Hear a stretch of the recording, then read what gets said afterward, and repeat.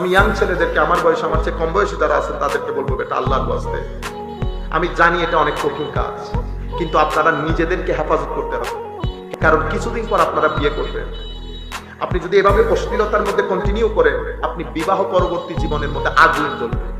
আপনি আল্লাহর দরবারে বেশি বেশি করে দোয়া করেন, দরুদ শরীফ পড়েন, চেষ্টা করেন ওযুর হালতের মধ্যে থাকতে।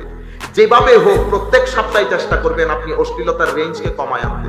আমি জানি এটা অনেক কঠিন কাজ, কিন্তু আপনাকে করতে হবে। কারণ একে তো আপনার কবরের জীবন, আর এক দুনিয়ার জীবন। এই দুই জীবনের সৌন্দর্যের জন্য নিজেকে অশ্লীলতা থেকে যথাসাধ্য চেষ্টা করেন। আপনি যদি আমাকে বলবেন হুজুর পারতেছি না, আমি আপনাকে সুন্দর একটা তাজবিজ আল্লাহর দরবারে দোয়া করবেন। নামাজকে নামাজের মতো করে পড়ার চেষ্টা করবেন, তাড়াতাড়ির মধ্যে না। নামাজ অনেক দারুণ ওষুধ, এটা আপনাকে বাঁচাবে। কোরআনের তিলাওয়াত আপনাকে বাঁচাবে। খুব যখন ঝামেলার মধ্যে পড়ে যাবেন, আমার নবীর দিকে খেয়াল করে দরুদ শরীফ পড়বেন, আসসালাতু ওয়াসসালামু আলাইকা ইয়া রাসূলুল্লাহ।